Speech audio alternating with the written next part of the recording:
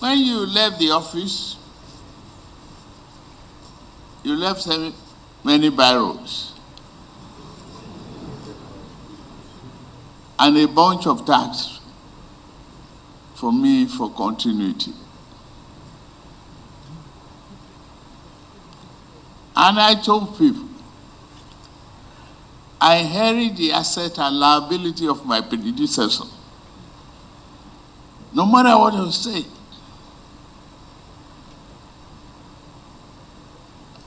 We always joke sometimes,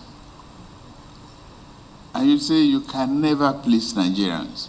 Nigeria is succeed. The last 40 years, some very few people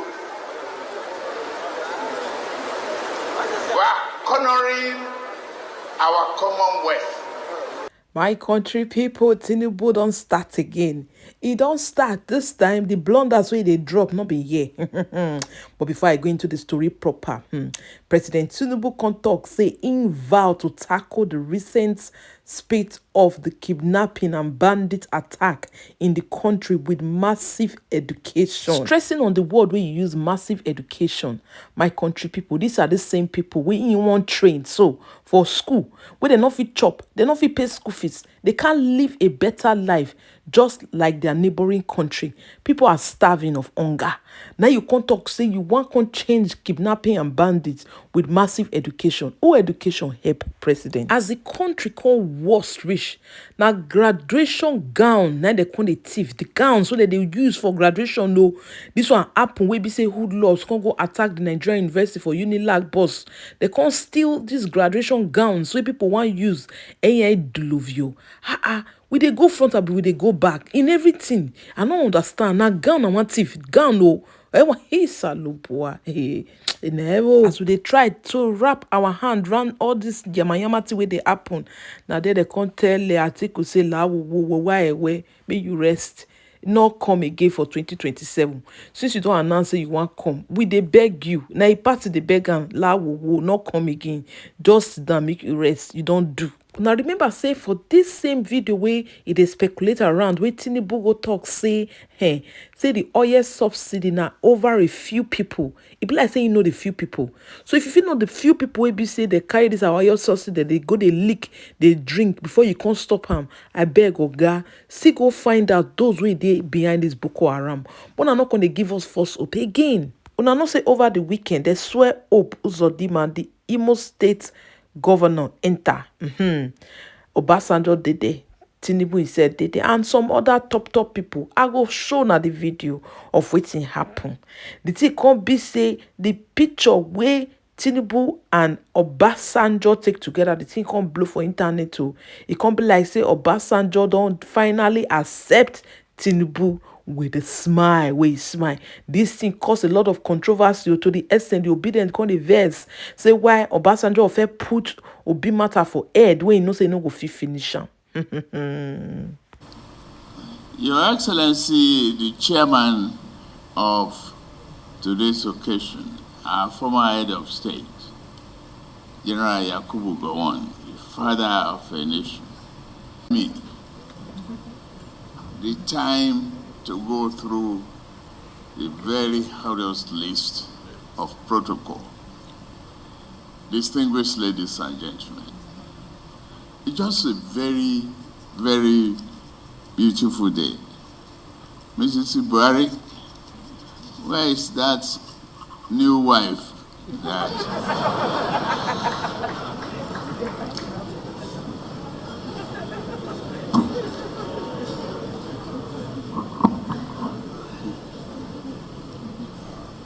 thank you for all you've done for this country. You've been a mother, a leader, and a good wife. Thank you. Let me thank the organizers of today's book launch for providing me the opportunity and the ambience to reunite with my predecessor, former President Muhammadu Buhari, since he left the office, May 29, 2023. After handing over, you said, I would far away in Daura. But if you need me, contact me. But I won't intrude in whatever you are doing. I won't interfere or breathe down your throat. We've partnered to make democracy flourish in Nigeria. President Buhari, thank you, except when I call him to say, are you leaving? Are you being in the farm? You don't hear from him either to nominate or intrude in the cabinet or complain about occasions. Thank you for being who you are, a civic.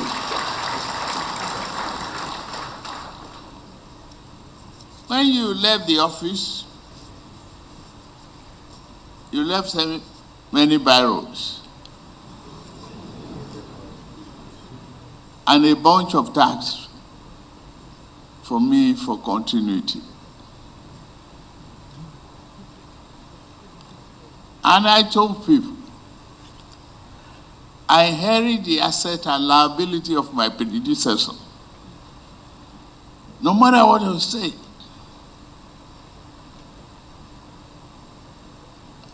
we always joke sometimes, and you say you can never please Nigerians. But yours is to focus, work hard, and satisfy your conscience. You have done that. It is reflected. You serve our country with dedication and common zeal. I was talking to somebody last night.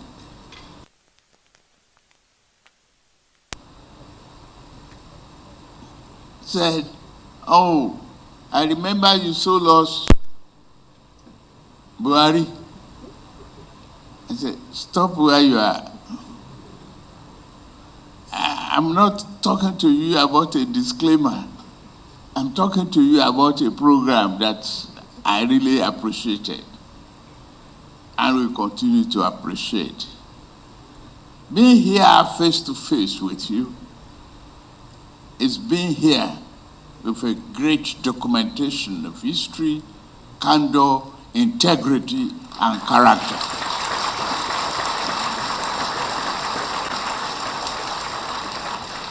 The author of the books, they might have done their best, but what Nigeria will gain from the book is what history must do. And that history is in the book. And I'm glad history has been reintroduced and it is part of our curriculum in various schools and it will be emphasized. I promise you. You assume office at a very difficult time in our nation's life. The economy was prowling into recession. Boko Haram has taken over so many local governments and some part of our country. It is easy to forget that United Nations building was attacked here in Abuja.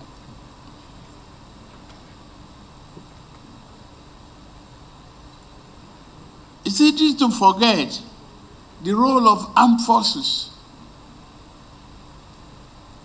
But if this book is carefully read and taught in terms of substance in our various schools, the job of securing every inch of our nation may not be completed, but you did a wonderful job.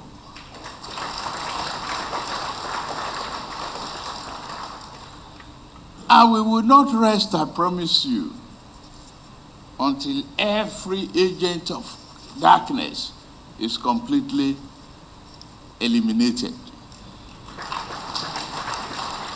It's a sovereign country. I'm glad to listen to you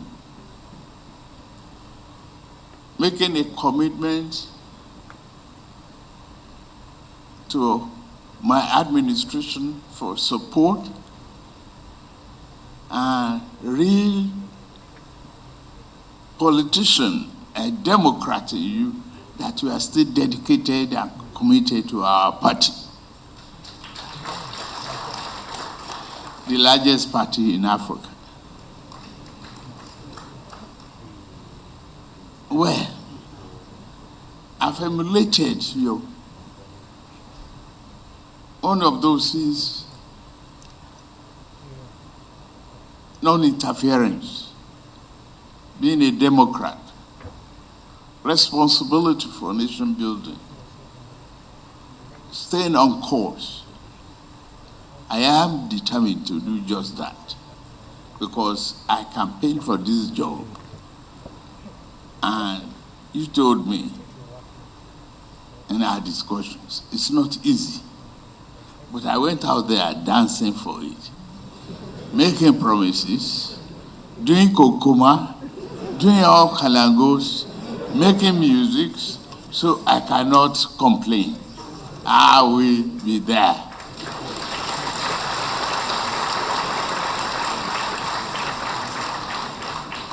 It's in addition to going through the Niger Bridge and many other things we've done, people would not realize the interconnectivity necessary for economic growth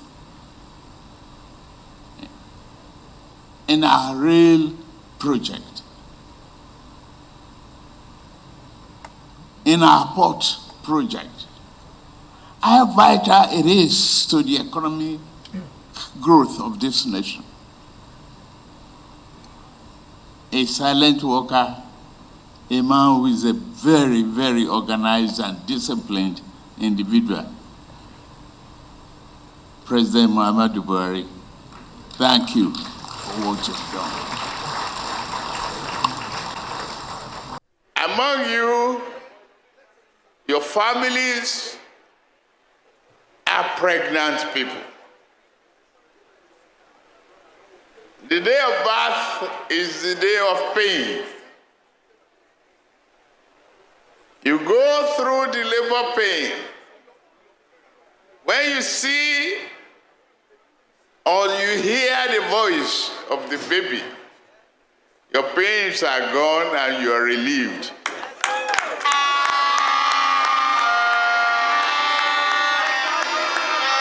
Nigeria is succeed. The last 40 years, some very few people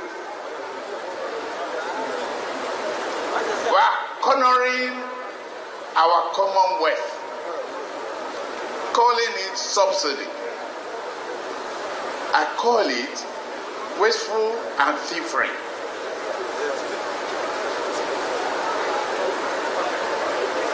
But right now,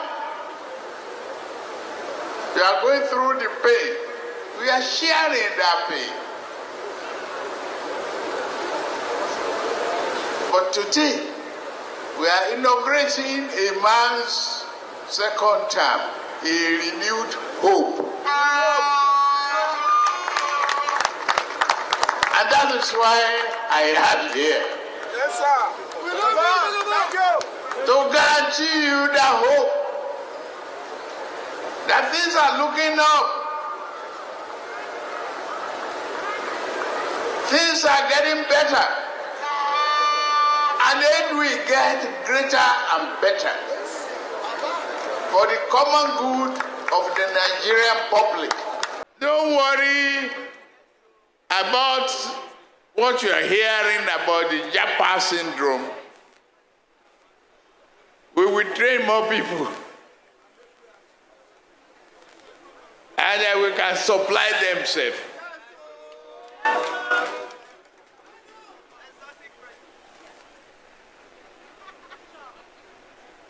I'm glad we are showing a very united country and moving forward.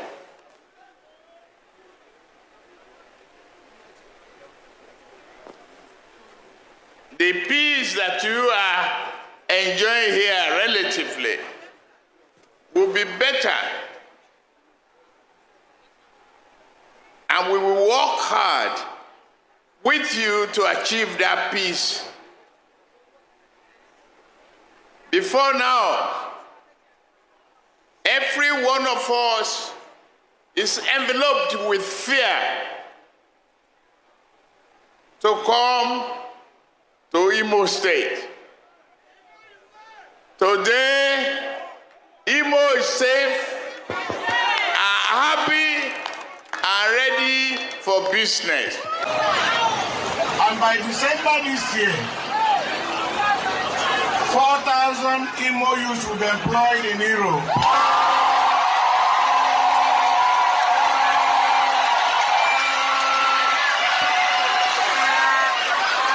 And once the employment letter comes, the governor will pay for your 8 tickets. Now, the president and Hope Uzodimma speaking the same language. The president has said, you know, don't worry about the Japa syndrome, that is the mass youth exodus. And now we don't know if those 4,000 people have been sent abroad by Governor Hope Uzodimma. Well, according to the Commissioner of Information in Imo State, when we had him last week, he said we misinterpreted the intentions and the statement made by the governor. He said he meant that he wanted to train 4,000 Imo youths to be employable, such that when they go abroad, they would get jobs. Not that he was going to... So, you know, the thing, we now need, there'll be speeches and there'll be interpretation of it. But we'll watch what he said. He said he was going to, and there was jubilation that the governor was going to give 4,000 young people in Imo State jobs in Europe. By the way, the president also, by his statement, has also said Nigeria has now introduced a new export material, and that is human. By exporting our people, we train them for the outside world. We keep retraining them so that they can continue to jack back, and not recognizing or admitting the fact that because we are failing the young people in our nation, they have no choice but to leave their homes, to go abroad and work menial jobs in some sense just to make ends meet. And we are proud of that. We shouldn't be. It reminds me of what the former Minister of Labour and Employment, Mr. Chris Ngige, said with the doctors, mass exodus of doctors, that, oh, if they let them go, we have many doctors. And look at the crisis we have on our hands in the health sector, where we don't have enough doctors to meet the needs of patients in our hospitals. Rhetorics like this, even though it might seem like, oh, he's trying to make a bad situation look good, and as leader, he wants to position well, do more harm than good. Yes. We don't solve problems by burying our head in the sand and making statements that seem as if things are good, we are just all hallucinating. There's a word for that, it's gaslighting. Saying that what is not is, for instance, there are a number of things I'll mention in the speech he made. Yes. The first is that he said that the economy or things have gotten better. Has the president been briefed on the recent inflation figures? Has he been briefed on the current exchange rate of the naira to the dollar? Has he been briefed on food inflation and the fact that people cannot afford to eat? Has he been briefed on the insecurity situation that happened just in his backyard in Abuja and also across in Benue State, in other parts, in Jos, we're just talking about Jos the other day? Has he been briefed? Because it begs belief as to how he is judging that things are getting better. An acknowledgement and an admittance of the reality of things on ground is not an admittance of failure. Yeah. What you then do as leader is to end it on a note of hope. I mean, we're in the renewed hope agenda, tenure. A note of hope that I understand, and he said it at the beginning, I pay pangs of childbirth, etc., which has been part of his campaign from time, even up until, or when he removed fuel subsidy, up until now. But an acknowledgement of a situation is a sign of empathy as well. Yes. And it shows that the people can trust you because you acknowledge that we have a problem on our hands, but as leader, I will fix it. That's what Nigerians want to hear. Absolutely. Not whitewashing, almost, or painting a bad situation as okay and not okay, and that's normal. The other thing he said was that Imo State was safe. Oji, speak to the Imo people. It's still described as a hotbed of violence. And so this coming out, I don't know if it's now a technique where the governor and the president are saying so that just to present that front. His name is Hope. Yeah, Governor Hope Uzodinma. His name is Hope. It's on, oh, okay. Oh, I get you. And he reiterated that. No, there's a thin line between hope and falsehood. Yes. I hope we know that. Absolutely. So the truth is that you can tell us that we have a problem on our hand, but we'll fix it. That's what we want to hear. Don't whitewash. It insults the number of lives of people that were killed or have died in this situation by making it seem as if it doesn't matter. Things are good. We want things to be better. Let's not even talk about the fact that the president went here when things were happening in Abuja. That's another conversation. That's another discussion. But Rufai, just on a lighter note, before I come to you, the president and former president Olusegun Obasanjo were all smiles at the inauguration ceremony on Monday. In a picture that has now gone viral, we see that both politicians put their differences aside as they exchange pleasantries. Obasanjo has been a strong critic of the emergence of President TinuBu and even campaigned against him during the 2023 presidential election. Rufai, we are seeing these two opposition leaders, come together and smile. I mean, I guess Hope Uzodinma was able to get them together, but that picture sends a large message. What do you make of that, and what do you think it connotes as well? So, Audrey, I don't have a proper degree in reading facial expressions, so I will not speak much. But if you ask people, they'll tell you that that picture is pregnant. And that was not a smile. It was more like a smirk on the face of Olusegun Obasanjo. And if you had watched that event till the end, you will notice that President TinuBu was still speaking when Olusegun Obasanjo walked out of the event. And he said, bye-bye, Baba, or something. So that happened while President TinuBu was still speaking. Yeah. So that's more like a smirk. It's not a smile. It's not a smile of acceptance. We all know that these people have their score. I don't think it's all over. What are they trying to spin it? Secondly, I think for advice, the president should not be allowed to speak extemporaneously. His advisor should always prepare his script, because you see, anytime he speaks extemporaneously, he causes a lot of blunder. Just like he did with subsidy removal. Go and read the presidential inaugural speech. There was nowhere subsidy removal was put in that speech. Yeah. Remember that. But he spoke extempo at that point, and he announced subsidy removal. That's a cascading effect in the market. Secondly, President TinuBu that is telling the tale of subsidy removal, with due respect, is being hypocritical. President TinuBu wrote an op-ed in 2011 when Goodluck Jonathan was about to remove subsidy. He was part of those that raised an army of those that went on the street to protest against the same subsidy removal. Yeah. If he has forgotten, we remember.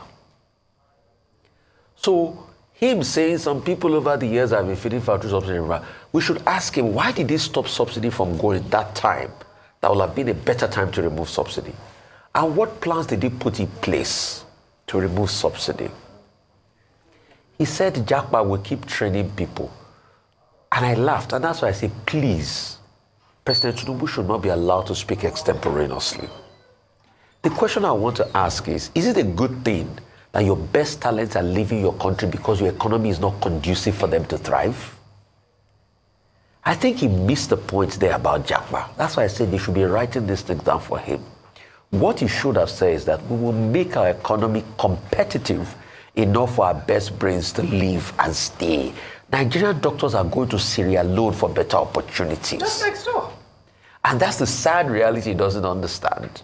So you want your economy to be a training ground. Nobody trains his best talents and want to lose them to a competitor. Yes.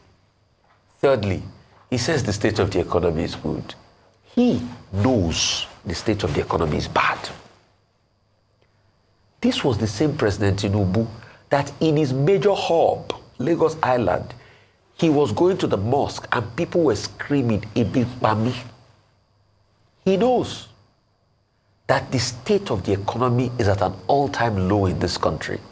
So him saying the state of the economy, and the part that is unforgivable is saying, oh, nothing about those that have been kidnapped. Yes.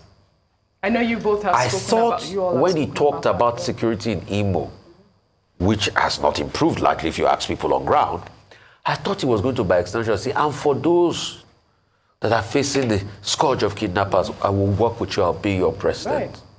So when you look at all of this thing, it's another missed opportunity. And I'd like to ask, I might be wrong, please, I don't know anything.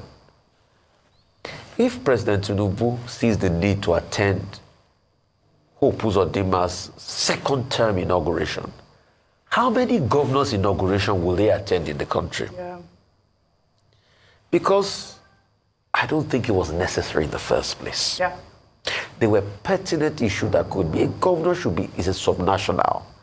And for Governor Hope Uzodinma, I think he should be more concerned about how to bring investment and foreign investment to his state.